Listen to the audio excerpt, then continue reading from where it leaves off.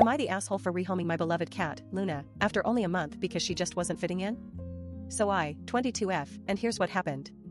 I'd always wanted a pet to live with me, so when I finally moved into my new place, I decided to get a cat. I went to this local shelter and found the cutest little ball of fluff, Luna.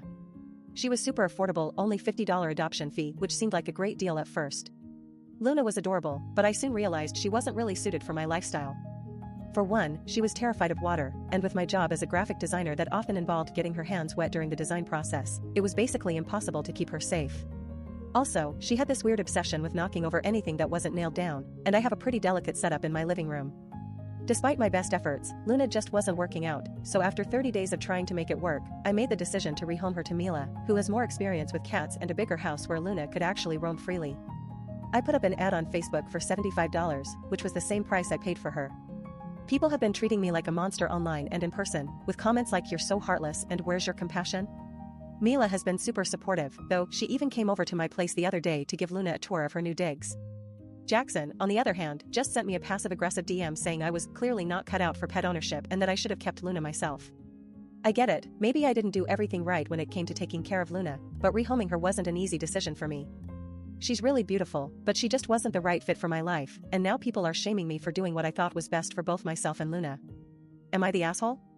Am I the asshole for blowing up at my roommate Ivan when he denies eating the last of my groceries every single time? So I, 31M, and here's what happened. We've been living together in a small apartment for 3 years, and Fallon is always joking about being our frenemy. Well, this week things escalated because I came home to find that Ivan had eaten almost 2 entire pizzas I had bought from the pizza place down the street. Not just 1 or 2 slices, mind you, we're talking 4 out of 6 pizzas completely gone. I was furious and confronted him about it. Ivan denied eating them, of course, and told me I must have left them out when I came home.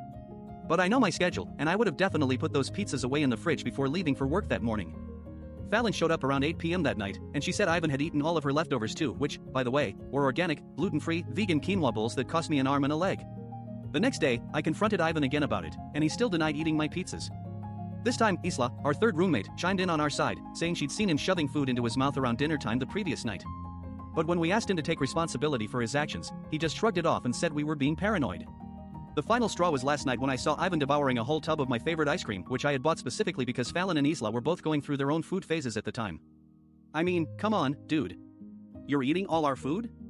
It's not like we haven't talked about this before, it's always been an issue, but no one ever does anything about it. Am I the asshole for losing my cool and threatening to kick Ivan out if he can't start respecting his roommate's food? Am I the asshole for telling my coworker that their constant tardiness and lack of effort are affecting our team's productivity and morale? So I'm a 20M who works in an office with about 15 other people, including Brody and Piper. We all work together on projects and are generally a pretty chill group. However, there was one person who always seemed to be causing problems, Danny. Danny is new to the team and has been here for about 3 months. At first, I thought maybe they were just having a rough time adjusting or something, but as the weeks went by, it became clear that Danny wasn't really putting in any effort at all. They'd show up late to meetings, forget deadlines, and never seemed to be on top of their tasks. I tried talking to Danny about it before, but they just brushed me off and said I was being too sensitive. So, I decided to take a different approach. Last week, after we had a particularly rough meeting where Danny showed up an hour late and seemed completely uninterested in the discussion, I spoke with them one-on-one. I told them directly that their behavior was affecting the team and our productivity. I said something like, "Hey Danny, I wanted to talk to you about your tardiness and lack of effort on our project. We're really struggling to meet our deadlines because you're not pulling your weight. It's not just about you, it's about the rest of us who are having to pick up the slack." I also mentioned that HR had been getting complaints from other coworkers and that they were involved. Brody and Piper happened to be in the room when I was talking to Danny, and they both chimed in with their support. Brody said something like, "I've noticed it too, and it's really frustrating." Piper added that she'd seen the impact on our team's morale. After that conversation, HR got involved and now Danny is being retrained on how to do their job properly.